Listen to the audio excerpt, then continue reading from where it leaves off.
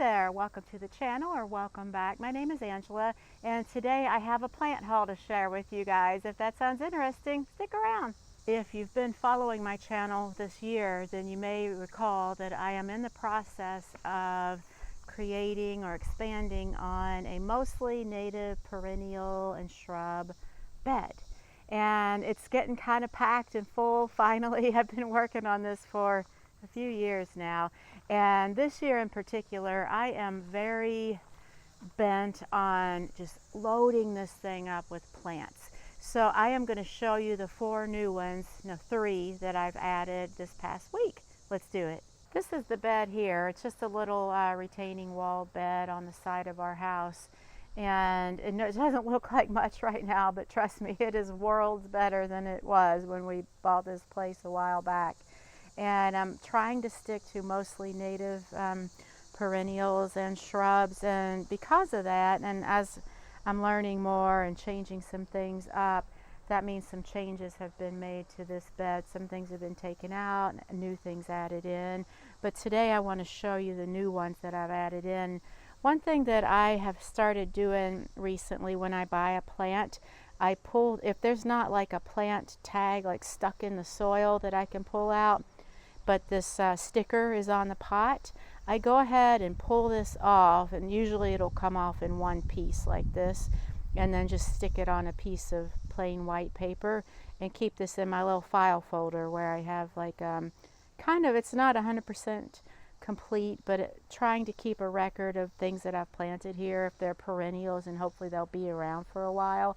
And another thing that I do is I do put kind of unsightly, but I put these little white plant markers in there just until I know for sure, like I haven't memorized what that plant is, which I'm trying to really get better and better about, but it's hard for me to, like, my memory's not great and it's hard to remember the names of all these plants. So I do keep the tag in there sometimes if I'm having a hard time remembering. But the ones that I want to show you today are, we're going to start with this guy right here. It's kind of looks like a little mop. That's what it reminds me of.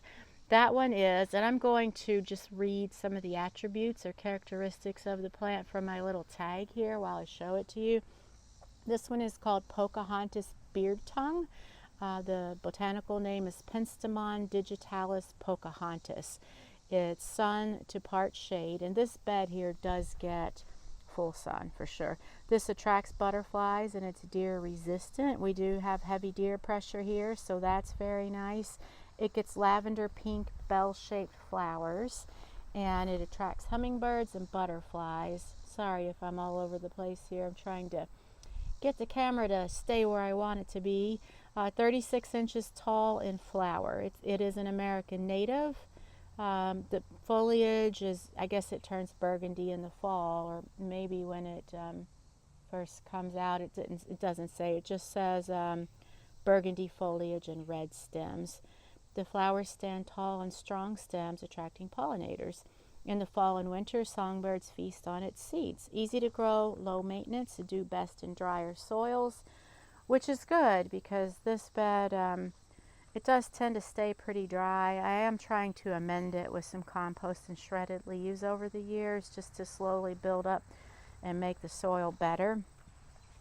The next one is way over here at the other end.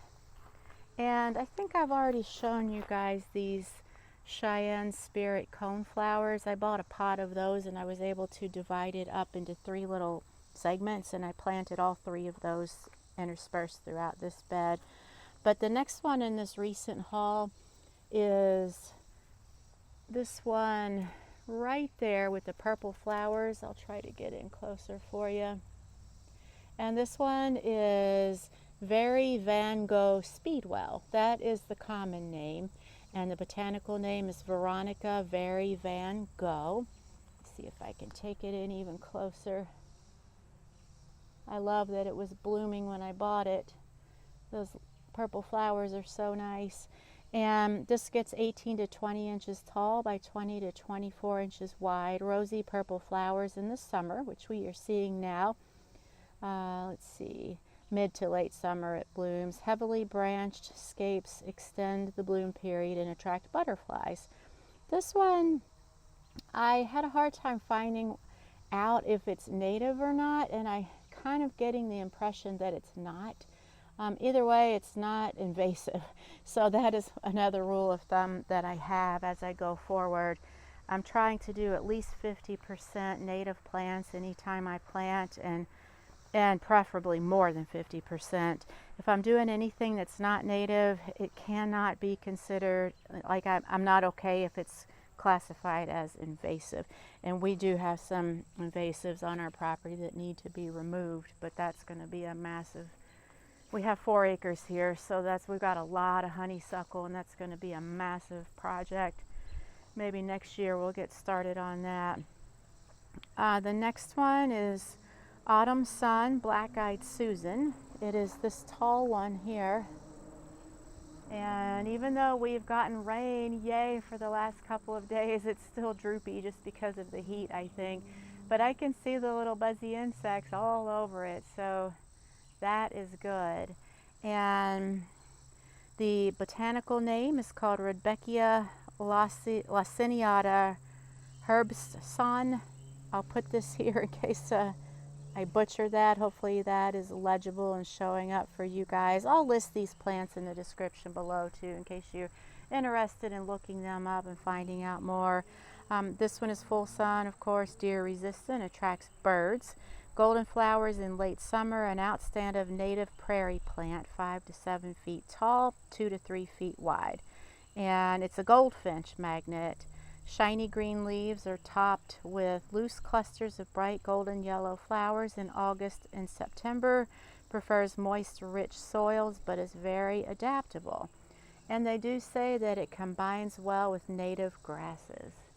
That's another thing that I would love to add to this bed, is some clumps of native grasses, and I'll get there, maybe even this year.